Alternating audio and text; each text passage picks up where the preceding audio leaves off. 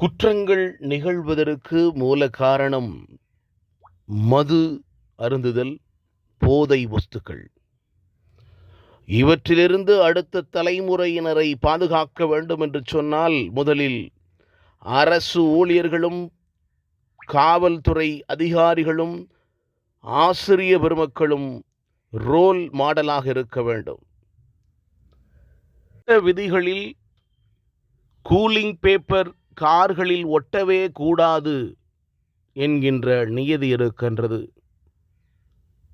பொது இடங்களில் புகை பிடிக்கக்கூடாது என்கின்ற நியதியும் இருக்கிறது. இரண்டையுமே இன்றைக்கு போலீசார் காற்றில் பறக்க விட்டுவிட்டனர்.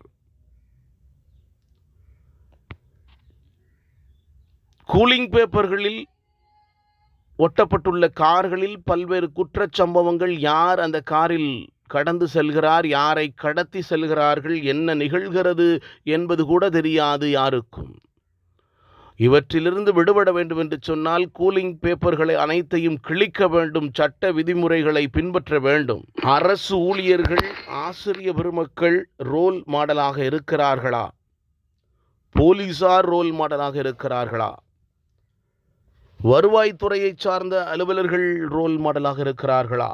எப்படி ஆய்வு செய்து பார்க்க வேண்டும். ஆய்வு செய்தால் உங்களுக்கு தெரியும். டாக்குமெண்ட்ஸ் ரெக்கார்டிங் எல்லாம் வாஸ் டன் பை எந்த ஸ்டேஷன்ல கேஸ் ரெஜிஸ்டர் பண்ணிருக்கோ அவர் தான் பண்ணியிருக்கார்.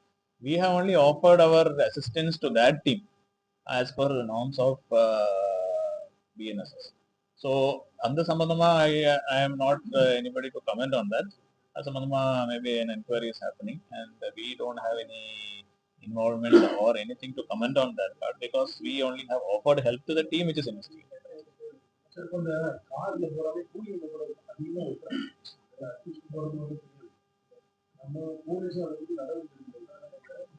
கார்ல கூலிங் பேப்பர் ஓட்டுறது, அப்புறம் புது டேஸ்லிங் லைட் வைக்கிறது, அப்புறம் சைலன்சர்ஸ் யூஸ் பண்றது, இதெல்லாம் சம்பந்தமா கொஞ்சம் வயலேஷன்ஸ் இருக்காங்கன்னு உள்ளது நோட் பண்ணிட்டு இருக்கிறோம்.